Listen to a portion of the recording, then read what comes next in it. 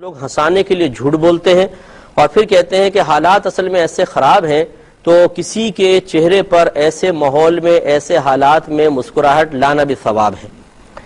لیکن پہلی بات تو یہ کہ جب کوئی ثواب یا گناہ کا دعویٰ کرے تو اس کے لیے دلیل درکار ہے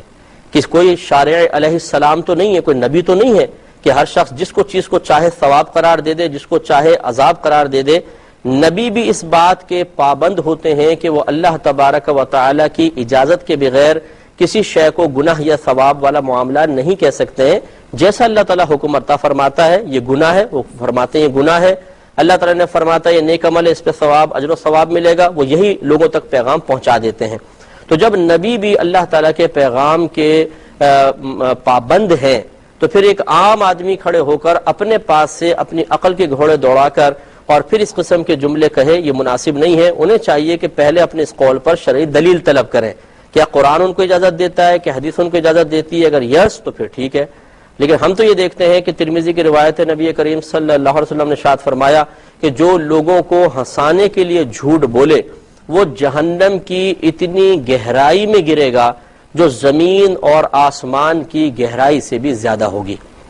یہ ہو سکتا ہے کہ کچھ ایسے لوگ کہ جو ان کا پروفیشنل ہے کہ پروفیشنل وہ مطلب ہنساتے ہیں اور پروگرامز وغیرہ کرتے ہیں، وہ مجھ سے ناراض بھی نہ ہو۔ ہمارا مقصود کسی پر طنز کرنا نہیں ہے، کسی پہ اٹیک کرنا نہیں ہے، ہمارا مقصود ہے شرعی حکم آپ کی خدمت تک پیش کرنا۔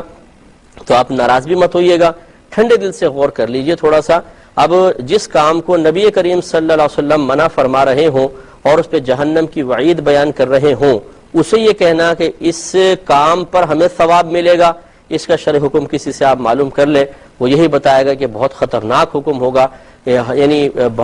گناہ گار تو ہے ہی ہے، کفر تک بھی انسان پہنچ سکتا ہے، اس لیے اس پر توبہ کیجئے۔ دوسری بات یہ کہ آج کل جس طرح کی مطلب میں ہر ایک کو بھی نہیں کہہ رہا ہوں لیکن بہت سارے ایسے ہیں کہ جو ایسی کامیڈی پیش کر رہے ہیں کہ جس میں ایک تو فیملی کے ساتھ تو کوئی دیکھ ہی نہیں سکتا ہے، ہمیں جو مطلب جو معلومات حاصل ہیں کہ فیملی کے ساتھ تو کوئی دیکھ نہیں سکتا ہے، کیونکہ اس قسم کی چھچوری باتیں اور اتنی گندی باتیں ہوتی ہیں کہ اسے عام آدمی تو دیکھ نہیں سکتا ہے، فیملی کے ساتھ کم از کم نہیں دیکھ سکتا ہے، ہاں یا بہت ڈھیڑ بن کے دیکھیں۔ دوسری بات یہ ہے کہ یہ بھی ہمیں پتہ چلا ہے کہ اس میں نہ اپنے ماں کا ادب ہوتا ہے نہ باپ کا، یعنی جھوٹے الزامات، ان پہ زنا کی تہمتیں اس طرح بھی لگا دی جاتی ہیں، حالانکہ زنا کی تہمت ایک عام شخص کو بھی لگائی جائے اگر ثابت نہ کر سکیں تو اس پہ حد قذف لگتی ہے اور اس پہ 80 کوڑوں کی سزا ہے۔ لیکن بعض اوقات ہنساتے ہوئے ایسا ہوتا ہے کہ اپنی ماں پہ الزام لگا دیتے ہیں، باپ پہ الزام لگا دیتے ہیں اور لوگوں کو ہنسا رہے ہوتے ہیں۔ یہ کون سی عبادت ہے؟ تھوڑا سا آپ سوچئے کہ کوئی ایسا کوئی ہنسانے والا بھائی یا بہن ہمیں سن رہے ہوں، ناراض مت ہوئیے گا، اگر آپ ناراض ہوں گے آپ کا نقصان ہوگا، ہمارا نہیں ہوگا۔ اور خدا نہ خواستہ کوئی ایسا بھی نہیں ہے کہ آپ یہ سوچیں کہ جی یہ تو ہمارے خلاف بول رہے ہیں، ہم کسی کے خلاف نہیں بول رہے ہیں، میں آپ کو ایک قرآن اور حدیث کی بات بتا رہا ہوں، اور انشاءاللہ اگر آپ اس پہ سنجیدہ دل سے غور کر کے اللہ کی بارگاہ میں